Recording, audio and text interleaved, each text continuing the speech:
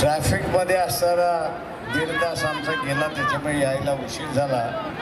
मी आपल्या सगळ्यांना या ठिकाणी असताना दिलगिरी व्यक्त करतो.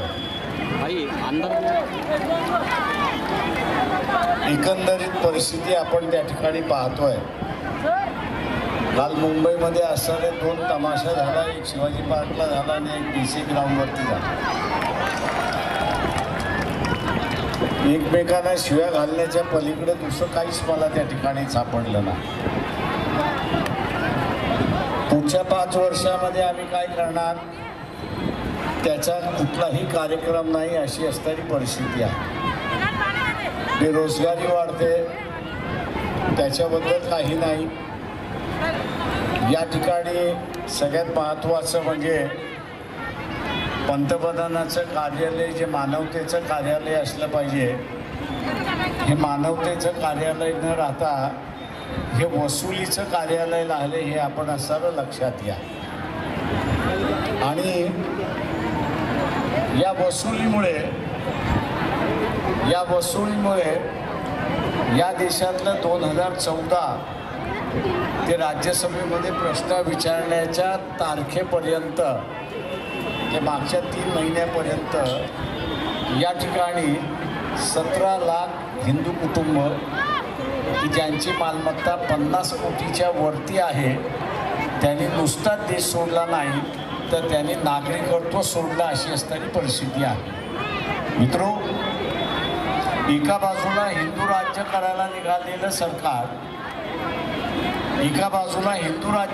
निघालेलं सरकार, आणि दुसऱ्या बाजूला आपल्याला असलेलं दिसतंय की या ठिकाणी ज्याला म्हणता येईल की हिंदूंनाच देशाच्या बाहेर घालवण्याचं राजकारण त्या ठिकाणी चाललं.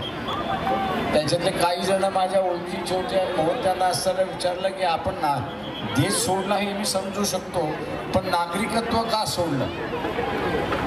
त्यांनी असं म्हटलं की नागरिकत्व सोडलं याचं कारण आम्हाला भारतीय कायद्यातून बाहेर पडायचं होतं. म्हटलं तुम्हाला भारतीय कायद्यातून का बाहेर पडायचं होतं? तर ते म्हटलं हे सरकार वसुलीचं सरकार आहे. ED वापरते, CBI वापरते, GST वापरते, इन्कम टॅक्स वापरते. आम्ही कमवलेली इज्जत ही मातीमध्ये मिळण्याच्या ऐवजी आणि आपलं सगळं बर्बाद होण्याच्या अगोदर आपण नागरिकत्व सोडा, आणि त्यांनी नागरिकत्व सोडलं, अशी परिस्थिती आहे. मित्रो, तुम्हाला पंतप्रधान हा असणारा मानवतेचा पंतप्रधान पाहिजे की वसुली करणारा पंतप्रधान पाहिजे, हे तुम्हाला आता ठरवण्याची वेळ आली आहे, असं मी आव्हान या ठिकाणी असणारा करतो. शरद पवार असेल किंवा उद्धव ठाकरे असतील, हे दोघंही इलेक्शन नंतर भारतीय जनता पक्षाबरोबर गेल्याशिवाय राहणार नाही, हे आपण असणारा लक्षात घ्या. दोघांच्या चौकशा चाललेल्या आहेत, आणि दोघांच्या चौकशा चालल्या असल्यामुळे यांना पर्याय राहिलेला नाही, अशी परिस्थिती आहे. लोगों से बात कर रही हूँ, सामने से बोलने आई हूँ. 1 महीने से मैं भिवंडी में प्रैक्टिकली लोगों से बात कर रही हूँ. सामने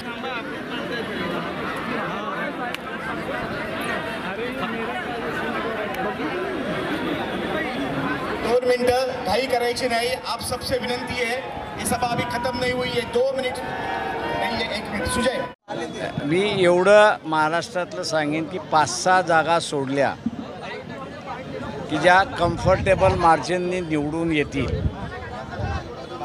उरलेल्या सगळ्या जागा ज्या आहेत ते 15 ते 20 हजाराने निवडून येतील, अशी परिस्थिती आहे.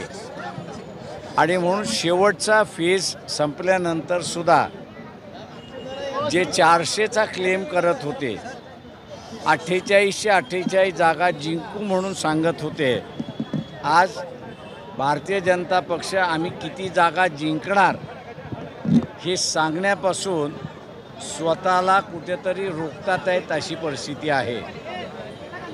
आमच्या माहितीप्रमाणे 1 लाख BJPच्या विरोधात आहे. टक्केवारी कमी झालेली जी आहे त्याचा पूर्ण फटका हा असणारा भारतीय जनता पक्षाला आहे. आणि त्याच्यामुळे रिझल्ट हे अनपेक्षित असतील असं मी त्या ठिकाणी गृहीत धरतो आहे.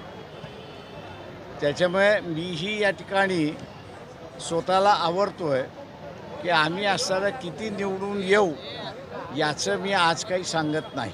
नड्डा यांनी एक वक्तव्य केलेलं आहे की RSSची मदत घेऊन आम्ही मोठे झालो, पण आता आम्ही फार मोठे झालो, त्यामुळे आता आम्हाला मदत RSSची लागत नाही, असं JP नड्डांचं वक्तव्य आहे. हे मला वाटतं एक फसवं मतदान आहे, फसवं स्टेटमेंट आहे.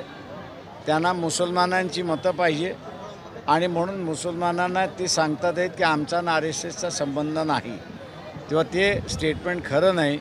RSSच्या बिना भारतीय जनता पक्ष उभा राहू शकत नाही.